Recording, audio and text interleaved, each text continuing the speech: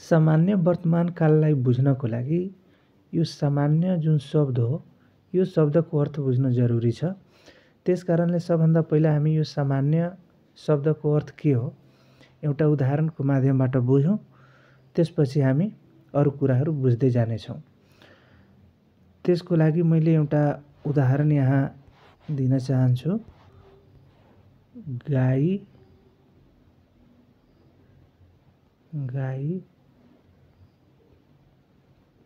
चुरोट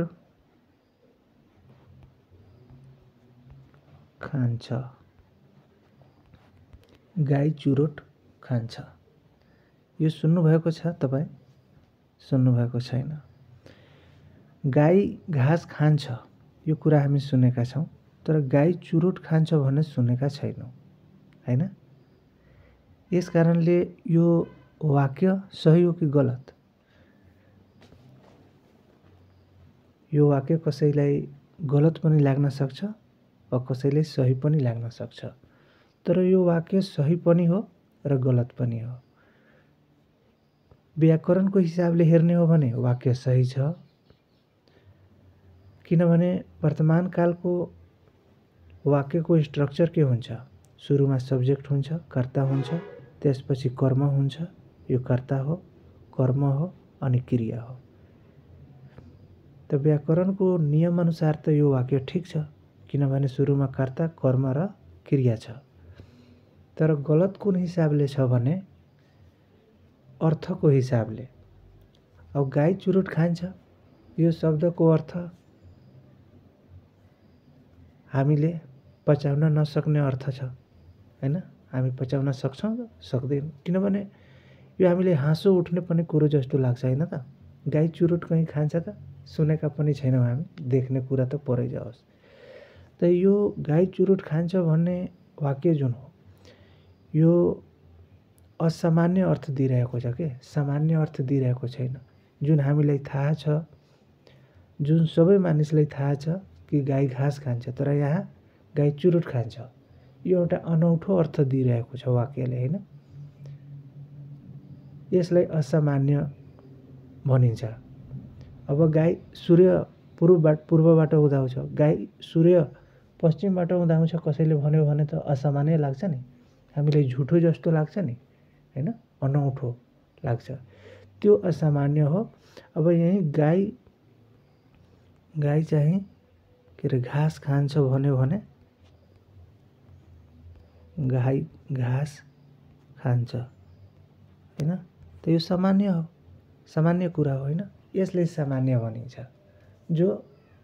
जुन कुरा हामी सधैँ देख्दै आएका छौँ, बुझ्दै आएका छौँ धेरै दिनदेखि, त्यो चाहिँ सामान्य हो, हैन? र यो गाई चुरोट खान्छ सामान्य भयो। त सामान्य शब्दको अर्थ बुझिसकेपछि अब हामीले सामान्य वर्तमान कालको परिभाषा दिनु पर्यो भने कसरी दिने त? हैन? सजिलो छ नि त। कुनै सामान्य घटना अहिलेको समयमा हुन्छ भन्ने बुझाउने काललाई सामान्य वर्तमान काल भनिन्छ, हैन? यो सबै सामान्य घटना हो। गाई घाँस खान्छ, सूर्य पूर्वमा उदाउँछ, सामान्य घटना हो। र यो कुराहरू चाहिँ वर्तमान कालमै हुन्छ, सामान्य वर्तमान कालमै हुन्छ। जो सामान्य घटनाहरू छन्, जस्तो असारमा पानी पर्छ, पूर्वमा सूर्य उदाउँछ, गाई घाँस खान्छ, विद्यार्थी स्कुलमा पढ्न जान्छ, हैन? अब म तपाईलाई सामान्य वर्तमान काल कसरी चिन्ने त्यसको बारेमा बताउँदैछु। सामान्य वर्तमान काललाई चिन्ने है, चिन्ने तरिका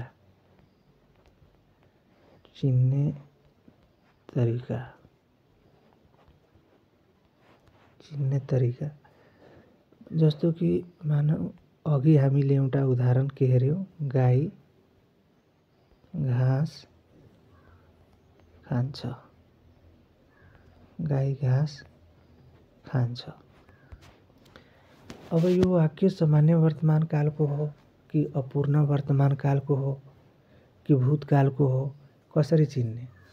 यसलाई चिन्नको लागि सजिलो छ। यो वाक्यको अन्त्यमा के छ, यहाँ क्रियापद छ हैन, के छ, क्रियापद छ। अब क्रियापद कसरी बन्छ भन्ने कुरा तपाईलाई थाहा होला हैन। धातुमा प्रत्यय लागेर के बन्छ, क्रियापद बन्छ। अब क्रियापद र क्रियामा फरक हुन्छ। जस्तै खानु, खानु चाहिँ क्रियापद, खानु के हो, खानु धातु हो, खानु क्रिया हो र खान्छ, खान्छ यो चाहिँ क्रियापद हो। यो क्रियापद हो, क्रियापद यो चाहिँ क्रिया हैन। अनि धातु के त, धातु के हुन्छ, खा, धातु हुन्छ खा। किनभने यो नु झिकेपछि, यो क्रियाबाट नु झिकेपछि जुन बाँकी हुन्छ त्यो हुन्छ धातु। यहाँ खा के हो, धातु हो, खानु क्रिया हो र खान्छ क्रियापद हो। ल अब चिन्ने तरिकाको कुरा गर्दैछौँ हामी। त गाई घाँस खान्छ यो कुन वाक्य हो, यो वाक्य कुन कालको हो भन्दाखेरि यो हामी लास्टमा क्रियापद हेर्नुपर्ने हुन्छ। अब क्रियापद हेर्दाखेरि यहाँ के छ, खान्छ हैन। यहाँ धातु के हो, खा, धातु खा हो। अब खा धातुमा के जोडिएको छ, खा धातुमा खा प्लस छ, खा प्लस छ के हुन्छ, खान्छ है। खा प्लस छ यहाँ खान्छ। अब त्यस्तै यो खा धातुमा यहाँ त मैले बताएको छु, यहाँ खा प्लस छ छ, कुनै कहीँ खा प्लस छन पनि हुन्छ, खा प्लस छिन पनि हुन्छ हैन। यानी मैले भन्नुको मतलब धातुमा के हुन्छ, यो धातुमा धातु प्लस छ, छन, छिन, छौँ, छस हैन, छस, धातु प्लस छ, छन, छिन, छौँ, छस है। अनि के रे नु हुन्छ, नु हुन्छ अनि छौँ हैन, छे आदि आदि लागेको हुन्छ हैन।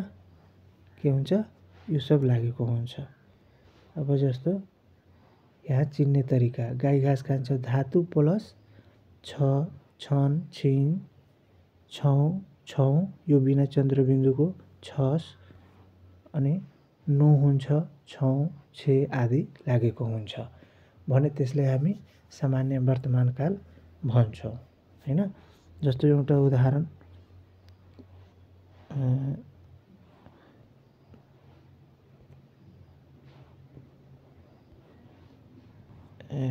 जस्तो कि तपाईँ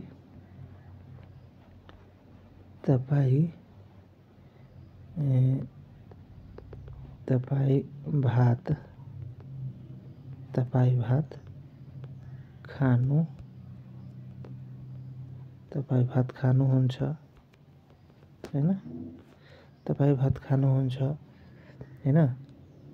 तिमी क्रिकेट खेल्छौ, तिनी भात पकाउँछे हैन, तिनी भात पकाउँछे। अनि यहाँ के छ बाट छ। गाई घाँस खान्छ, गाईहरू घाँस खान्छन्, सीता घाँस काट्छिन् हैन। हामी क्रिकेट खेल्छौँ, तिमी क्रिकेट खेल्छौ, त चोरी गर्छस्। यो सबै प्रयोग गरेर यो सबै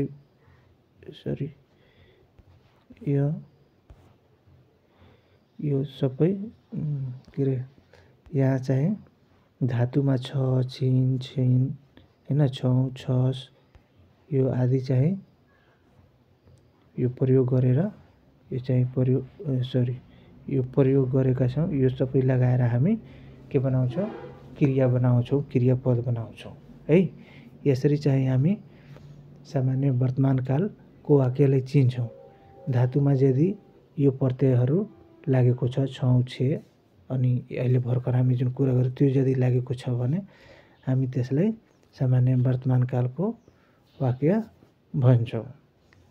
ठिक छ, मलाई आशा छ तपाईहरूले यो सामान्य वर्तमान काल के हो राम्रोसँग बुझ्नुभएको छ। यदि बुझ्नुभएको छ भने आफ्नो साथीलाई यो भिडियो सेयर गरिदिनु होला, लाइक गर्नुहोला।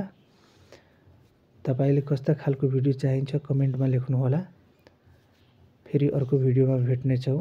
अहिलेको लागि बाई बाई।